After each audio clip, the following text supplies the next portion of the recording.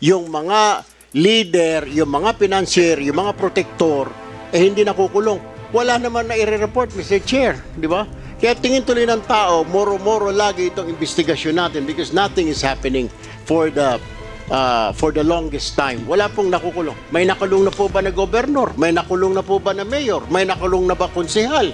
May nakulong na ba regional director, provincial director? Wala pa pong nakukulong.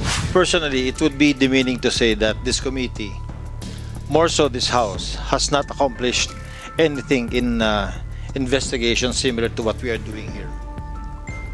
Not all elected government officials are guilty of illegal gambling.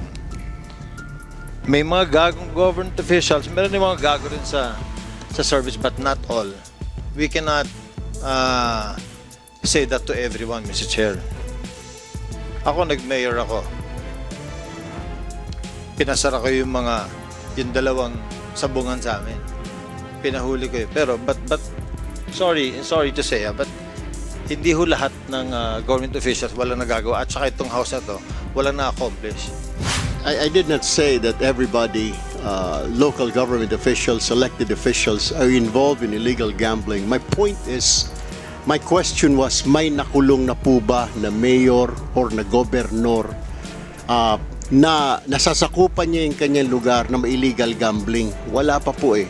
Well, congratulations po sa mga LGU natin na mga mayor, gobernador, na congressman na wala pong illegal gambling sa kanilang lugar because meron po silang political will. It's called political will, ladies and gentlemen. For this purpose. Yes, Mr. Chair, if I may just add. Kasi ho, sir, yung mga binabanggit na number 1,000, 5,000 na nahuli, yan po, sir, ang tawag sa linggo na yan, yung mga piyait. Yan yung mga binabangketa, yan yung mga hampas lupa ng mga mananaya na nahuli na nagtataya ng 5 piso, 10 piso. Meron ka na bang nalalaman o wala pang nababalita na may nahuli na administrator, operator ng illegal gambling? Wala pa, Mr. Chair. And hindi nakapagtataka because yung operator, yung mga management, itinatago yun. Yung hinuhuli lagi ng mga otoridad natin, yung mga nagtataya sa lupa, yung mga 10 piso, 15 pesos, 20 tong each. Pero yung mga management, yung mga leader, yung mga financier, yung mga protector, hindi nakukulong. Wala naman na i-report, Mr. Chair, di ba?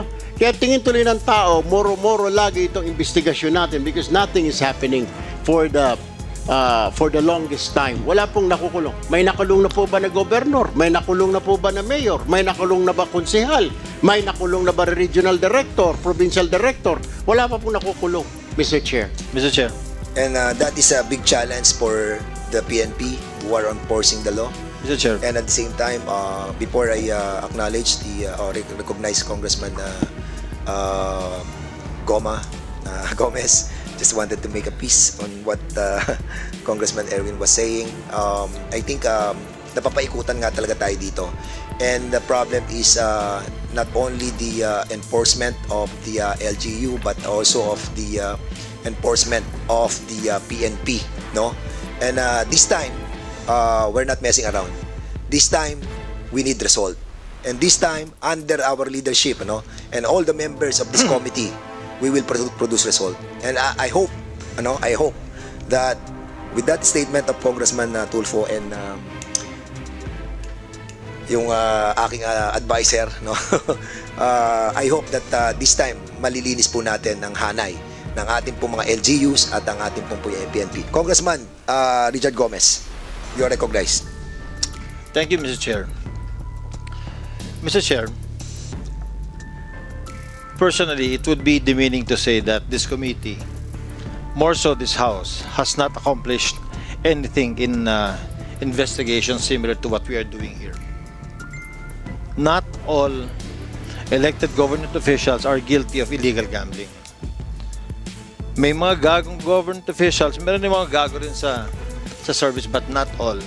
We cannot say that to everyone, Mr. Chair. Ako, nag-mayor ako.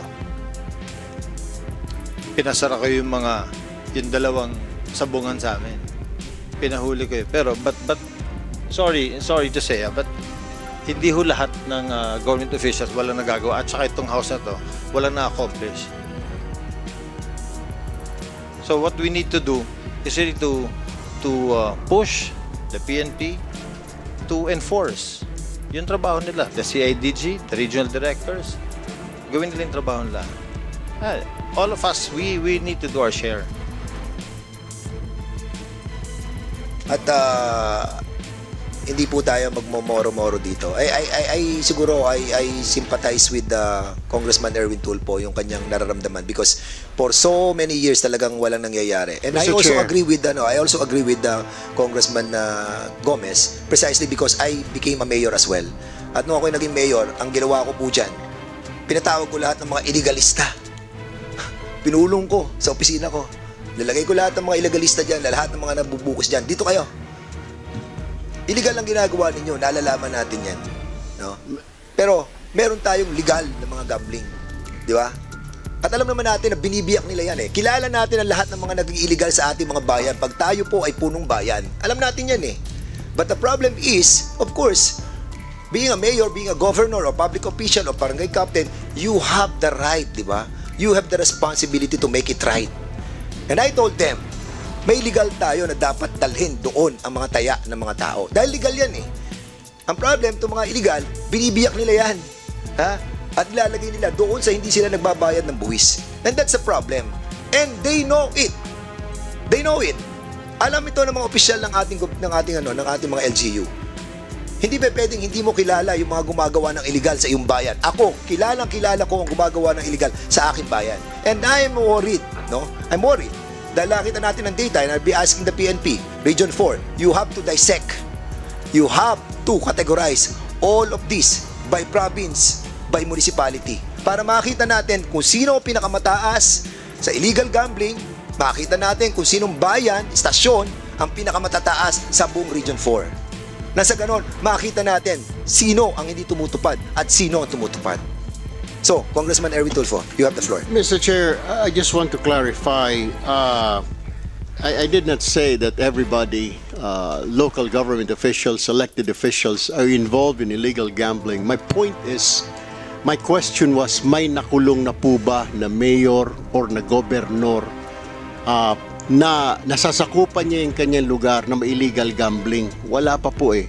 Well, congratulations po sa mga LGU natin na mga mayor, governor, na congressman na wala pong illegal gambling sa kanilang lugar because meron po silang political will. It's called political will, ladies and gentlemen. If you really don't want it, then it won't happen if you're the mayor. I'm sorry, Mr. Chair, I haven't been a mayor or a governor, but I was in the media before, but I know what's going on. If you are the governor or the mayor, you're the father of the province, you are the father of the city.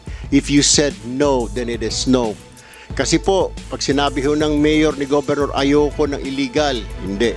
Pero may mga instances naman na tinatrabaho or pinapayagan naman ng PNP, ng chief of police natin, or hanggang sa provincial director o hanggang sa regional director na hindi rin alam ng LGU natin.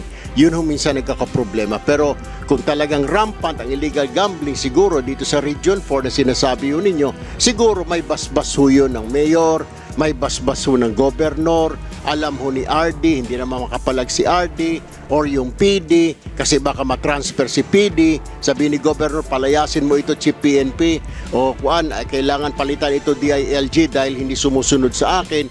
So natatakot. Let us all understand na itong mga puliso na ito ay administratively are still under with the power of the mayor, the governor. So susunod ho yan.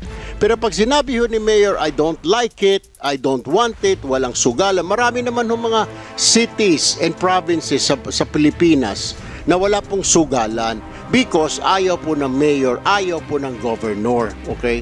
Pag ayawan ho ng governor, mayor ho yan, wala ho yan. Titigil ho yan. Trust me, Mr. Chair. Thank you. And I agree with that, no?